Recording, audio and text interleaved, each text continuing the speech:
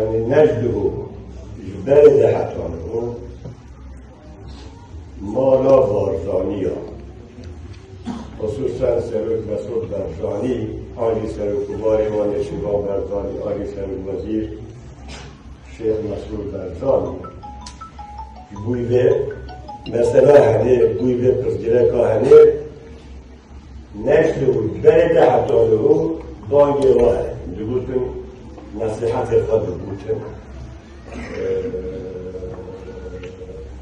پشتی به پیواج واه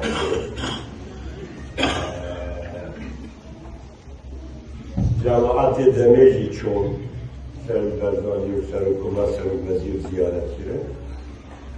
و یه سویه مظلوم عبدیجی چون سرک برزانی زیارت کرد آخاته کرد دیابه کرد تفتیش باش چونکه ما را برزانی 100 سالات بتره دوی مثلا همه در خواهی تجربه نه یعنی داری رحیم الله من مصطفى برزانی حضور اولادی بی همون چطا به مثلا همه در بدل اخبار داده ظلم دینه زحمتی دینه درد و برا دینه کشباری دینه گره ایخانت جوانه کرنه به قدرت کرن کن بخون ما را برزانی اصلا کی کسی را نکریه ایخانت ایتنه به او ایخانت کی کسی را نکریه چون سیاست و سر اساس اخلاقیه گویه که خودی تجربه گیری ها به پیواجوه دیکن حتی مثلا این تکنیکی لزیمی هایی دیکن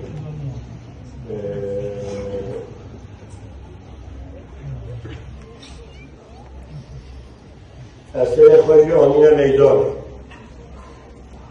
بکی نویم بیرا و بکی نویم بیرا تو جوان کردستان عراق از این گاه ازبر زیر علیشون هولیل اشون شخراوا اشون عقل اشون زاخو دهود سلیمانی هولیل وادا باجای و حمید میرانه کجبار بگیم بنظرما مجموع حقصه ده در کجبر بگیم بیتی بود تو یکا زمان را برزان دست و جار بود دست و بتون پیشه هنه باز یه سال هدف تشتیت بانون حوله میدان هنه سیاست خواهیان راست و جهوه اخواه بازار را معمول کرد از سال جاره که رسیم دیاره که هر سال که دی مرو راست راکی یک بحاطر اما بازار و وکر بازار اروپایی وکر دوبایی در چاره از جوان دروب و سلیمانی زاخور هم بیاره انگاه و چرا خواهد کردستان عراق نبودی ویران نبودی خراب بید هر اثری ماه بعد خواهی صاف خواهد داریم مثل خواهد موافق بید موافق بید لبنی لوتونی که هر دیجه حافظه بشر مسیان ایلم معلوم يعني حافظات إنسانية تشتاش بيها بحقق لازم موجود دين نجم يعني جوان الدهور صافور أولاد سليماني كلهم مظلومون أمري وبنا بيس 30 سالي بيده كردستان نبوده مالا برزاني كردستان معروف حيث تجربه ما هنه تبدیل مثلا هنه درجی تجربه خواه تبدیل مثلا هنه در یعنی